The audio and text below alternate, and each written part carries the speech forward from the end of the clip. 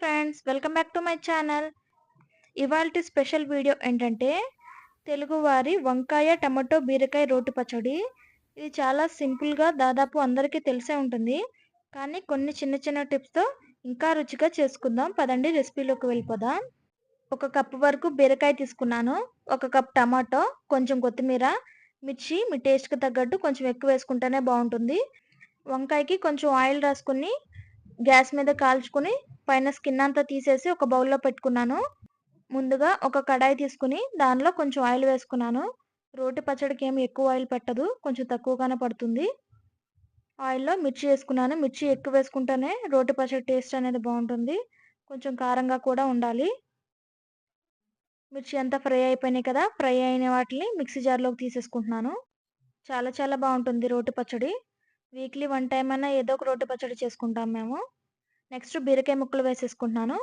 వీటిని కూడా మెత్తగా ఫ్రై చేసేసుకోవాలి. వీటిలోంచి కొంచెం వాటర్ పోతే చాలు, చూసారు కదా, అలా ఫ్రై చేసేసుకోవాలి. మొన్నే కదా బీరకాయ పచ్చడి పోస్ట్ చేసింది, మళ్ళీ వెంటనే మళ్ళీ బీరకాయ వంకాయ అంటుందేంటి అనుకుంటున్నారా? అదేం కాదండి. బీరకాయ పచ్చడి చేసి చాలా రోజులు అవుతుంది, పోస్ట్ చేయడం లేట్ అయిందంతే. మళ్ళీ నెక్స్ట్ వీక్లోకి వచ్చేసాం కదా, ఈ వీక్లో ఇవన్నీ కలిపి చేస్తున్నాను. టేస్ట్ అయితే చాలా బాగుంది. నిన్నే చేశాను ఈ పచ్చడి. ఇప్పుడు టమాటోస్ వేసేసుకున్నాను. టమాటోస్లో కొంచెం చింతపండు కూడా వేసేసుకుంటున్నాను. టమాటోస్ కొంచెం మెత్తగా అయ్యేంత వరకు ఫ్రై చేస్తే చాలు. నావి కొంచెం గట్టిగా ఉన్నాయండి టమాటోస్. మీరు ఇంకా మెత్తగా ఉన్నవి తీసుకోండి. ఇవి కొంచెం మెత్తగా అయినాయి కదా, వీటిలోనే కొత్తిమీర కూడా వేసేసుకుంటున్నాను.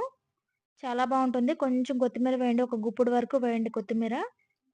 కొత్తిమీర కొంచెం మెత్తగా అయ్యే వరకు ఫ్రై చేసుకుంటే చాలు, ఎక్కువగా ఏం ఫ్రై అవ్వక్కర్లేదు.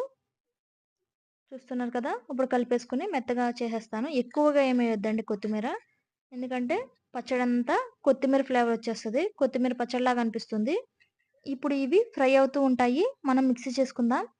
మిక్సీలో ముందుగా ఫ్రై చేసుకున్న మిరపకాయలు ఉన్నాయి కదా, పచ్చిమిరపకాయలు, అవి, బీరకాయ ముక్కలు, వంకాయ ముక్కలు కాల్చి పక్కన పెట్టుకున్నాం కదా అవి, మళ్ళీ జీలకర్ర, ఆవాలు ఇవన్నీ వేసుకుని కొంచెం బరుకుగానే మిక్సీ పట్టుకోవాలి. మీ టేస్ట్కి తగ్గట్టు సాల్ట్ కూడా వేసుకోండి.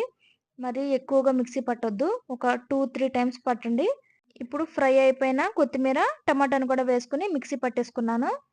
ఇప్పుడు చూపిస్తాను చూడండి ఎలా మిక్సీ పట్టుకోవాలన్నది. చూసారుగా, టమాటాలు, కొత్తిమీర, వెల్లుల్లిపాయలు అలా కనిపించాలి.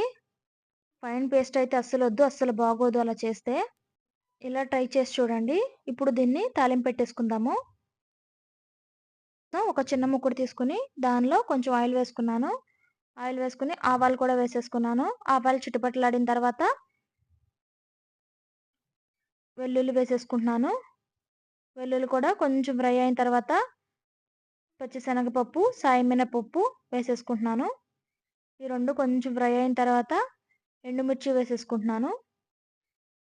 ఇవన్నీ ఫ్రై అయిన తర్వాత కొంచెం జీలకర్ర వేసుకుంటున్నాను. జీలకర్ర తక్కువగానే వేగాలి, ఎక్కువ వేగకూడదు. ఇది ఆల్మోస్ట్ అందరికీ తెలిసే ఉంటుంది.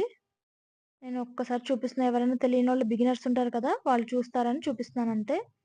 ఇప్పుడు కొంచెం ఇంగువ వేసుకున్నాను, కరివేపాకు వేసేసుకుంటున్నాను. తాలింపు రెడీ అయిపోయింది.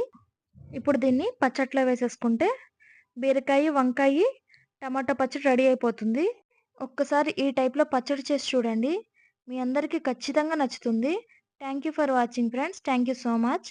Bye friends.